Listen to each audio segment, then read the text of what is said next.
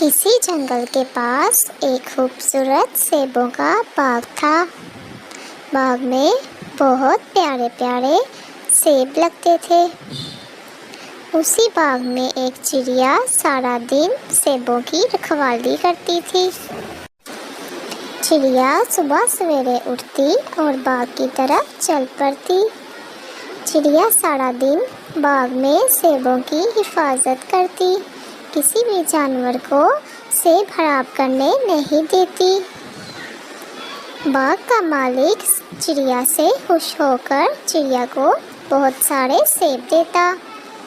चिड़िया हर रोज़ वो सेब लेकर अपने घर चली जाती, कुछ अपने पास रखती और कुछ जंगल के जानवरों और परिंदों में बांट देती।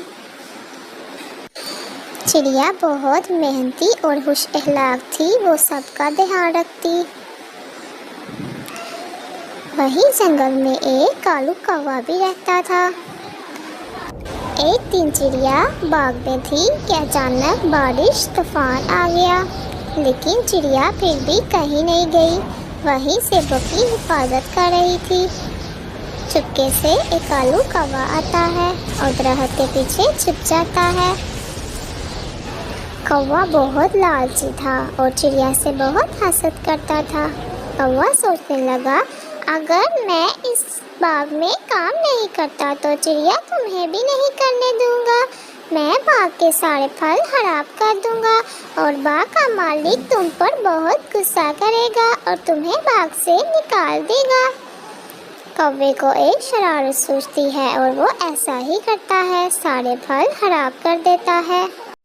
चिड़िया फल देखती है और कहती है, अरे ये फल कौन खराब कर रहा है? मैं तो सारा दिन हिफाजत करती रहती हूँ, किसी को भी बाग में नहीं आने देती, फिर ये फल कैसे खराब हो रहे हैं? चिड़िया भी बहुत होशियार होती है। चिड़िया बाग में जगह जगह पर जाल बिछा देती है और कुछ खुश्क पत्ते जाल के ऊपर बिछा देती है, जो कौवा देख नहीं पाता। और जब कौवा बाग में आता है, जैसे ही कौवे का पाँव सूखे पत्तों पर आता है, कौवा जाल के अंदर आ जाता है। चिड़िया कौवे से कहती है, अच्छा तो तुम थे जो हर रोज बाग के फल खराब कर रहे थे। अब देखो मैं तुम्हारे साथ क्या करती हूँ। अब तुम सारा दिन इसी जाल के अंदर रहोगे, ना तुम्हें कुछ खाने को दिया जाएगा ना ही पीने को। चिड़िया ऐसे ही करती है। फिर कौवा सारा दिन जाल के अंदर भूखा प्यासा बैठा रहता है, कोई मदद को नहीं आता। फिर कौवा चिड़िया से कहता है, चिड़िया बहन मुझे माफ़ कर दो, मैं आज के बाद तुम्हें तंग नहीं करूँगा और ना ही कभी बाग में आऊँगा, मैं बहुत शर्मिंदा हूँ। चिड़िया भी कौवे को माफ़ कर देती है और कौवा वहाँ से चला जाता है।